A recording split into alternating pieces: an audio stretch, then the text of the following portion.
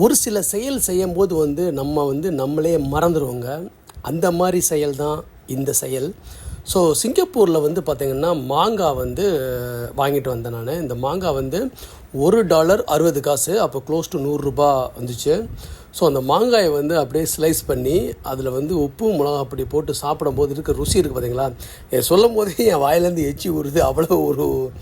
அவ்வளோ ஒரு சூப்பராக இருந்துச்சு. ஸோ எங்கள் வீட்டில் எனக்கு என் குழந்தைங்களுக்கு ரொம்ப பிடிக்கும். ஸோ நாங்கள் இன்றைக்கி ரியலி ரொம்ப என்ஜாய் பண்ணி இதை சாப்பிட்டோம்.